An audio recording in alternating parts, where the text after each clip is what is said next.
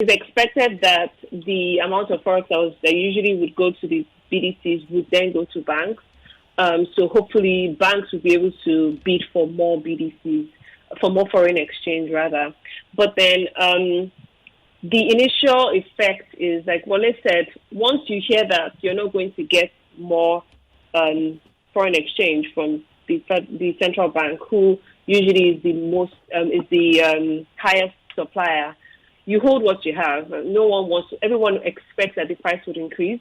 And there's a signaling issue, because once people hear that, CBN isn't giving BDCs anymore, they would want to buy as much as they can, as fast as they can, and just hold it.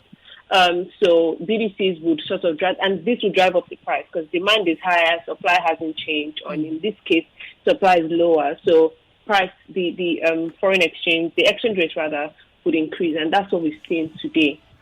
And then what we're expecting to happen is that the banks would then be able to provide foreign exchange to other people. So one thing that, to the general public rather. Right. So one thing Governor Gbemisola mentioned was that people who, the banks would need to provide BDCs on demand or within a short period to people with the required documentation. And in my mind, I'm thinking that's the key term or the key phrase there, required documentation. And this is people with Form M's or people with Form A's, Form M's for imports, Form A's for school fees, medical bills, and all of this. So people who just want to buy things that, the CBN has either put on their restriction list or just isn't willing to give money for, wouldn't be able to access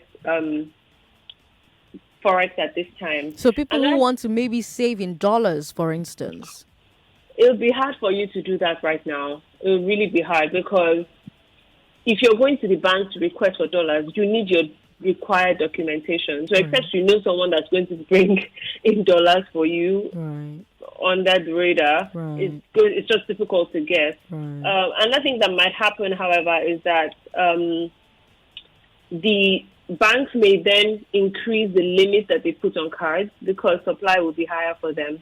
So if the CBN starts to give the banks more foreign exchange, then the banks might be able to increase their limits. So people can, buy things and, like you said, save in dollars and all of that. But then because it's through the banks, and because the banks know that CBN is, cracking down on them now and ensuring that they follow due process, banks might not also want to do that, and would obviously be more, the supervision on like what Forex is used for now would be higher. So what I expect to happen is, in the short term, the foreign exchange would really rise, it increase, and then eventually it would stabilize. Because if people now realize that they can go to the bank, or the limits on their cards have been increased, they can go to the banks to get Forex when they want, there will be a lower demand for BDCs, because, that's the only reason why people go, is because banks put a lot of restrictions to getting foreign exchange from them. So once these restrictions are relaxed,